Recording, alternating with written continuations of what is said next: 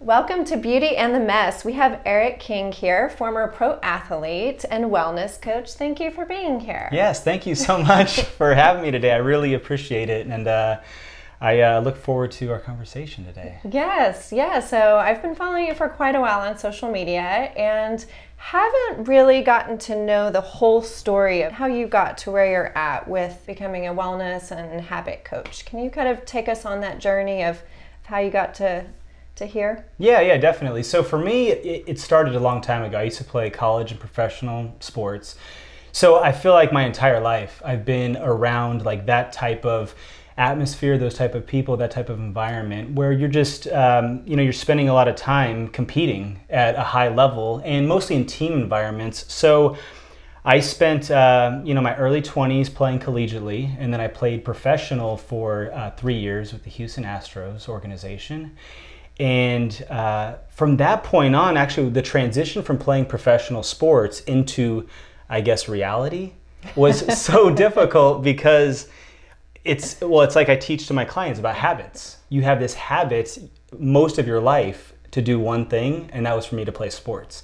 So once that finished for me and I had to figure out another path, it did take me some time to really focus on myself and really, I think, center and ground myself and figure out what my purpose is and what my passion is and where I want to go with this, because all I knew was one thing for most of my life. So wow. Yeah, so what I did is I spent about a year just kind of figuring things out and just wanting to see what it is that I might want to pursue. Maybe it was like entrepreneurship, business. I did some IT consulting for a while. And things just kept coming back to the health and wellness and doing something related to sports.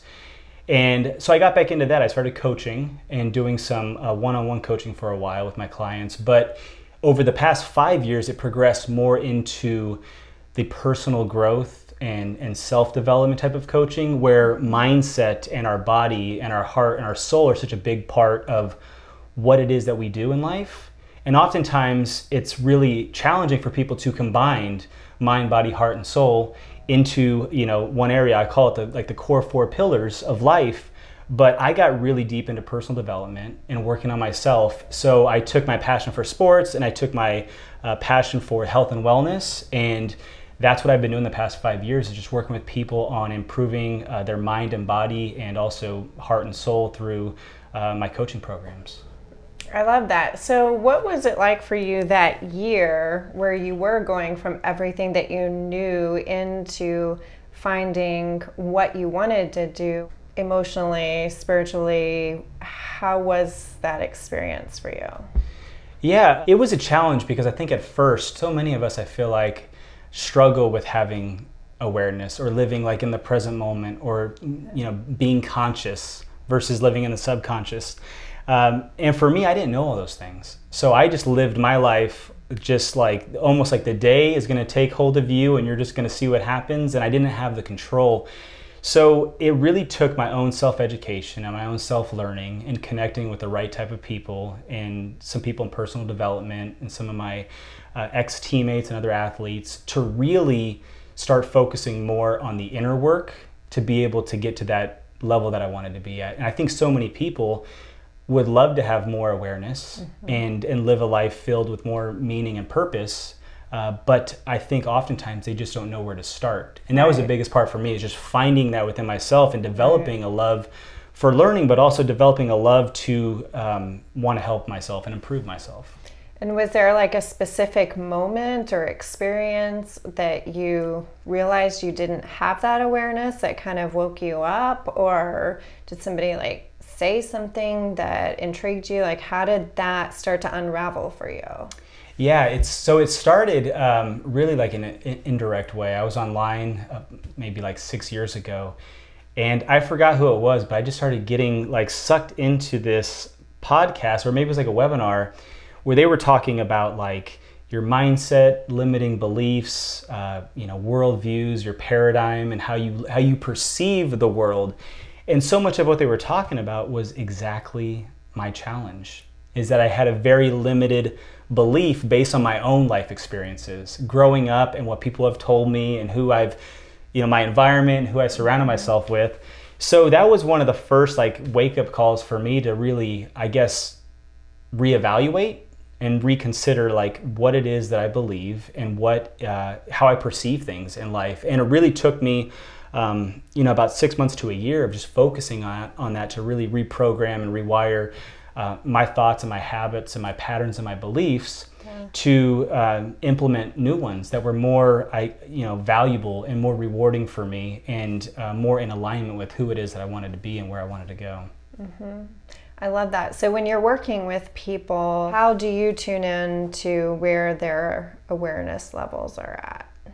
Yeah, so oftentimes on like one of the first calls that I have with them, we'll go through like a self-audit assessment where I just ask like a number of questions, and it's almost like a scorecard that they have to kind of go through and evaluate different things in their lives, or very simple things like how do you view this, or what do you think about this? And just even like a short high-level answer will help me kind of understand a little bit more, because I think a lot of people, one of their biggest challenge is the scarcity mindset with anything, whether it's the type of job they want, the type of relationship, like there's no relationship out there for me, or I can't have that job or get that promotion, or I'm never going to make that much money. And I think that's oftentimes one of the biggest factors that I see in people is going into the coaching, focusing on a scarcity mindset or a belief that, everything is fine how it is. Like I really don't need or deserve more than what I have. And that's a big hurdle to overcome if you spent a lot of your life going through people telling you that. Maybe it's friends and family, or maybe it's people you work with. And unfortunately, oftentimes the people that are closest to you growing up seem to have the least amount of positive impact sometimes when it comes to life experiences, where they are telling you and giving you advice based on their own experiences in their life. Right. So I think that's another wake up for people. It's just understanding that the people closest to you, they love you and they want the best, and really the advice they're giving is only based off of their perception and their experiences. Right. I love that you're sharing all that, being that you work with athletes, because really at the end of the day, I think there's a perception out there that depending on what people do or don't do, they are going through different struggles, when really so many of us are going through the same things. Oh, right? Totally. Yeah, the nerves. Yeah, nerves. It's like we really do, and I think that's what is. I think that's where social media and being out in public really can give you a different perception, and I think that's a big part of why people feel like they don't feel as valuable or as worthy, is simply by being on social media and seeing what everybody else is doing. Comparison, right? Yeah, and again, it's a perception, but for a lot of people that don't know how to overcome that, they see these people that are showing the greatest life ever and the greatest family and the greatest jobs and traveling all over the world. And then they go back into that self-sabotage, limiting belief, scarcity pattern where they think they could never have that. So social media, I have a lot to say about that, but social media can be a huge distraction for people and set people back. Yeah, it can be. And like you said, listening to the people around you, if people haven't done their own inner work, they don't know, and it's not coming from a place of ill intention, it's just that they don't know how to inspire and encourage people to find their own answers. So a lot of people can listen to what everyone else around them is saying, and they're constantly being driven down a different path than they're really meant to be on. Right. Yeah, and that's the hardest part, is getting to a point where you can have that awareness or consciousness to understand that you can change your path and you can take a different approach, and you can restructure or reframe or reprogram your life and the path that you're on. But it does take some of that, maybe an aha moment, inner work, connecting with the right people, because to your point, and there's no one at fault, but society has just been developed that way, where we as human beings come onto this earth, we all think a lot of the same things about, you go to school, you get good grades, and you go to college, and then you get good grades there, then you get a great job, and then you get married, you have kids. It's all the same. Yeah. And everyone thinks that. Everyone thinks that's, I'm not saying that's not the path, but so many people just follow that path, and they think that is really the end all be all. Right. And there's so much that you can miss out on through your life if you don't take time to really have awareness in those moments to do other things. Yeah, I remember that clearly. I was doing everything I thought I should do, and I graduated college, worked my way up the corporate ladder, and then I was like, wait a minute, what did I work so hard for? Right. Because is this it? It's what we're told. It is. Yeah. And it was just this wake up call of, there's got to be something more. Yeah. And I had no idea what that was. And that started my spiritual journey of discovering who I was and what my purpose was. And, I had a desire to help people, and I was in healthcare staffing, but it wasn't what I knew I could do. Right. And so I see a lot of people having that same feeling, but like you said, not having the awareness of, okay, I know there's something more, but what does that mean? Right? Is there a difference between like the men and the women that you work with, and what you discover their journeys to overcoming their patterns are? Yeah, that's a great question. And over the last few years, I've realized that I work more so with women than men. And no offense, men watching, but because I would enjoy to work with men as well. But the women, I just feel like there is a little bit more consciousness or awareness, or I think less ego involved in a woman wanting to really understand themselves better, really reconnect with themselves, and to really, I think, live with more purpose. And not that men don't want to, but oftentimes men, and I'm guilty just like any other man, the ego versus the conscious is very, it's very powerful. So you see that difference in yes. men So versus yeah, women. because if you're like in a conscious state, then you're living really in the moment, but you're also enjoying that moment, and you're able to validate like where you're at and where you're going, like on your path. Like, I'm making progress. You're telling yourself, I'm doing well, I'm doing the right things. But then the ego is like instant gratification and wants things now, and it's like, you need to be doing this. And that's where like stress, anxiety, and overwhelm come from, because your ego is putting so much pressure on you. And oftentimes the ego just tells you that we already got this figured out. We don't need help from anybody. We don't need anything else.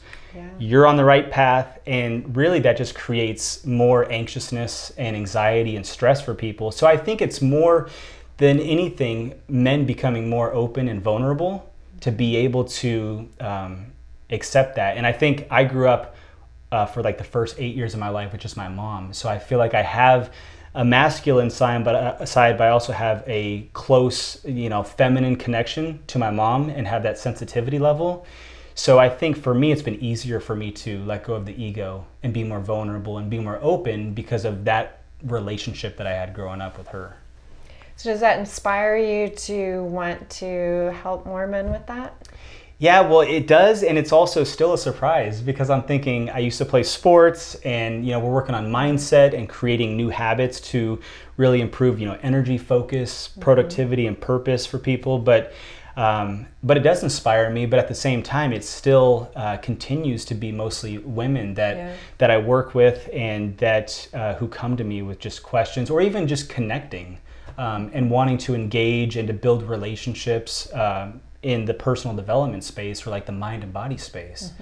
So maybe I'm just in I'm just in the women's space right now. Maybe that's ultimately where I was meant to be. But I enjoy working with both, because men and women, although they can be similar, are very different as well. So I like working with different types of personalities, different dynamics, feminine, masculine. We both carry both feminine and masculine, but sometimes with men, it's the masculinity is what keeps them from, and I'm guilty too, from really, letting the ego kind of go and living in your conscious. Right, yeah. So, the last 2-3 years I've been focused on primarily working with women. However, the past 7 years before that, I was literally working with half females, half men. And speaking of the masculine femininity, it's very interesting, because when I was working with women, they were often in their masculinity, and I was helping them to become more aware of their femininity. And with men, they were probably almost somewhat more feminine, yet allowing their masculinity to overpower that, where it was, you know, out of balance, and almost with having the permission to allow some of that femininity to rise up, it brought them more into balance. Right. Does that make sense? It does make sense, because yes. I do believe that we're in a place in our world now where we are evolving to just bring more like heart into the world. Right, right. And so like when you say that about your mom and about working with women, it's really beautiful that you're able to help, no matter who it is, male or female, see that. I don't know, my intuition is like for 2020, it's going to be like... Intuition is like my favorite word. I mean, I'm serious. It is totally. I'm introverted, and I've done like the Myers-Briggs test, and I'm introverted, and intuition is it's intuition, perception, and feeling, I think, are mine. Or I'm like an INFP or something. Yeah, that's it. But I'm totally introverted and intuition. Yeah. Yeah. So I think that it's like really going to become more prevalent, like the awareness around it. Right. Because it's time. Well, and I think too, like with men, are we just Yeah, okay. we can just go. Okay. I think with men too, like it's going back to like the ego or what you're supposed to be. I've worked with people in the past, well, men in particular, where they're one way in their work life, where they're super successful and super driven. It's the masculinity, it's the provider, but then they come home and they don't feel like they're connected to their spouse or their children. And it's like they're just totally two different states.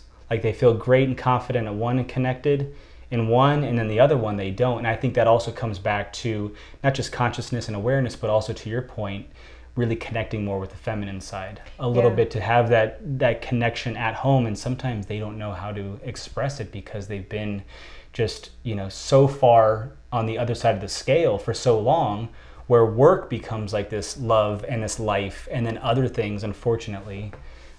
And that happens a lot, unfortunately, where people they have trouble balancing the relationships that they have and their profession. So is that kind of where for men a lot of that compartmentalization comes in?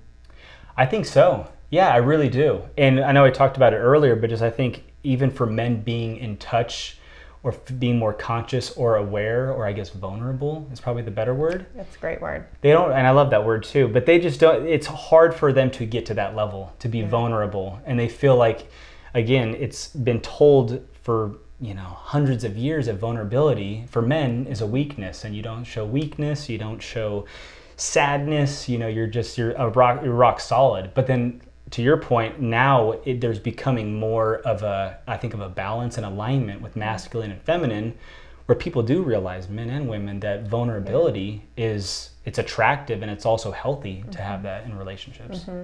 Yeah, I love that word, vulnerability. I don't typically use it, but that is the best word to describe what I've experienced in working with men. When they can have that like moment of vulnerability, then it allows, you know, almost like an inner peace within them to come up and be able to share more authentically and move forward ultimately. Right. And then I think that's a big challenge that I've seen in the past with working with men and women, and I think why I work with women more regularly than men is just because it takes some time to be able to get to that point where you can feel comfortable to open up in that way. So, yeah.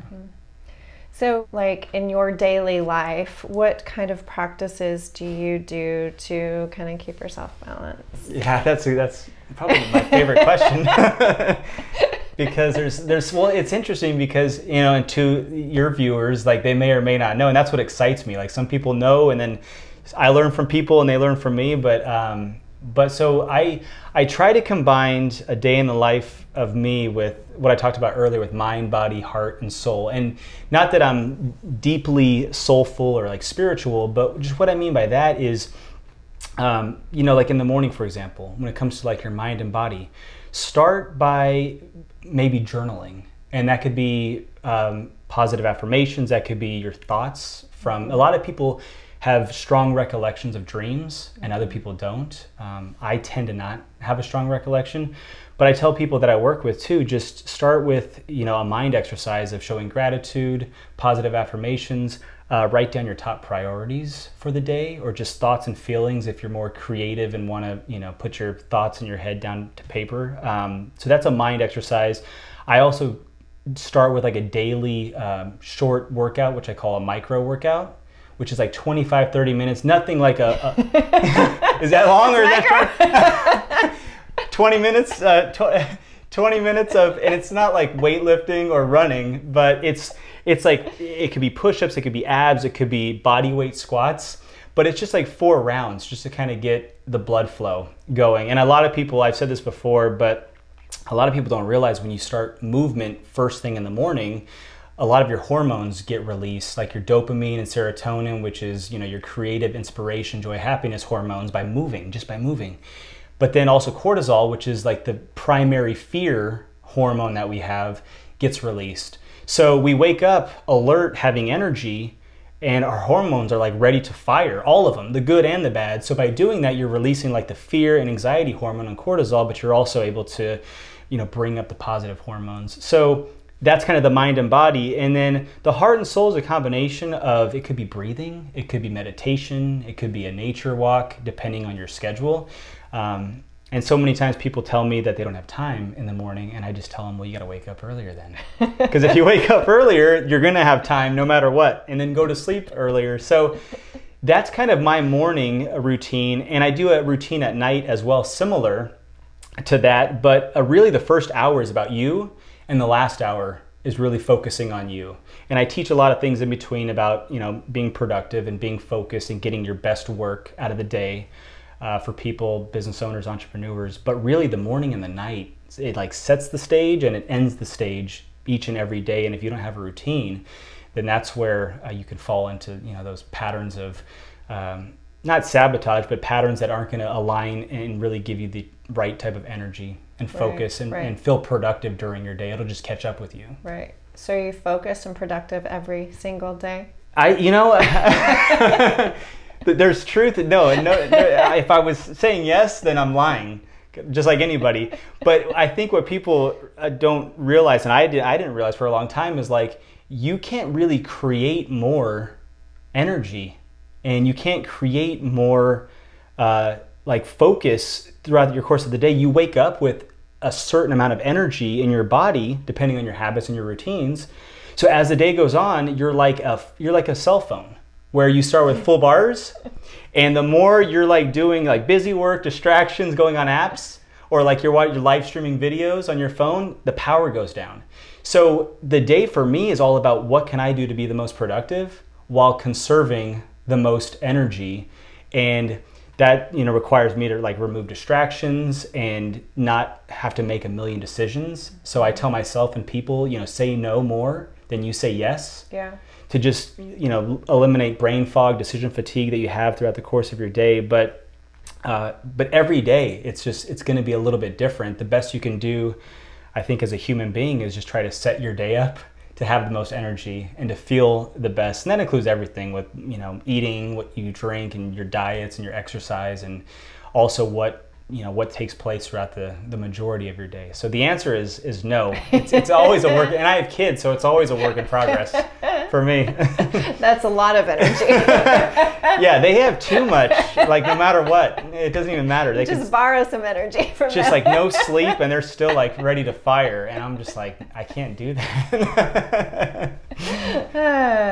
That's great. So I don't know and wanted to learn more about how you help people with pain and what you're doing there to help people. Yeah, so that's and thank you for bringing that up. That's relatively, it's not new. I've been working with that as part of coaching for a few months now. But what I've realized is a lot of people, outside of just wanting more energy and to have more focus and be more productive throughout the course of their day, they deal with chronic pain. And I think in America, like the most recent studies or research suggests that 1 in 5 people have some form of chronic pain. Mm-hmm. And that could be arthritis, tendonitis, inflammation, muscle and joint stiffness, fibromyalgia, carpal tunnel. I mean, the list just goes on. Unfortunately, it goes on and on and on. And I've had like my stepdad has diabetes, and then my biological father a few years ago passed from a heart attack. So yeah, but it's something that I've been close to, but so many people really do experience it. So in addition to my coaching, there's now a non-invasive heat therapy treatment that I share to my clients as part of a morning routine and nightly routine. And really what it does is it just helps to microcirculate small blood vessels through a heat therapy on your hand, or either hand, each morning for 15 minutes and then at night for 15 minutes. Okay. And what that does is it just creates not just more circulation, but more blood flow and more oxygen through your bloodstream. So for people that do struggle with pain, or they wake up and they just, their neck hurts, or their shoulders hurt, or their knees hurt, or they have injuries, they do that 15 minutes in the morning and at night, and it really helps to drive more circulation to their bloodstream, and then also it allows them to have less pain throughout the course of their day, as long as they're consistent with it. And so you're seeing good results when people are consistent with it. Yeah, and just like with anything, it's like a habit that you form. And I mean, people can do it while reading a newspaper, having coffee, just in the convenience of their home, just do the treatment. And I use it more as preventative for myself, so that it keeps me from getting pain in the future. But a lot of people, unfortunately, have experienced the pain, and they're just looking for an answer. And they've maybe have taken prescription drugs, or they've my dad has shots for like insulin shots for diabetes. But there's other things that are out there that like this, I want to share with people to help them have a more holistic, natural approach to making change. And it's been great for people who are older, younger, kids as well, like with autism and people with diabetes. So it's been great, and it's just been something else that I could share with my clients and with other people. I love that. So any last kind of advice for people that kind of like we talked about, have that feeling that they know there's something more for them, whether it's their career or relationships, maybe want to become an entrepreneur, who knows, like something within is looking for something more. What would you say to those people? Yeah, I would say that really start either by networking and connecting with people who are in alignment with your goals, your core values, your passions, your desires. Also, I think reading is always really effective in personal development or health and wellness space also. But I feel like connecting with people directly is extremely important, and especially people who you want to aspire to be like, or maybe they're the people that are having more success in their life. Maybe they have a great relationship with their kids and their spouse, or maybe it's in work. But I always tell people all the time, like, who's somebody who you admire, or who's like a mentor to you, or who would you say is someone that you look up to? They'll tell me who it is, and then I go through a process through them throughout the course of the day, and I say, okay, so would that person who you aspire to be like, would they be doing this each day? And would they be doing this? So it turns into more of like, again, a self-audit of, if I want to be like this person, would they be having junk food at this time? Would they be on social media scrolling for 2 hours to distract themselves from life? And every time it's no, none of those things. So then it becomes a matter of, okay, now I need to remove this and implement new habits into my life to align with not just who I am now, but where I want to be. And that's kind of a backwards reverse engineering approach I teach for clients, to pick out somebody who they admire and want to be like. And then when you're doing habits throughout the course of your day, tell yourself, would so-and-so be doing the same things? And if they're not, then you take it out. Yeah. Well, thank you. Yes, thank you so much. And sharing everything. Awesome. Yes. Thanks for joining us on Beauty and the Mess. Feel free to visit Robin on Instagram at Robin_Emmerich. And we'll see you next time.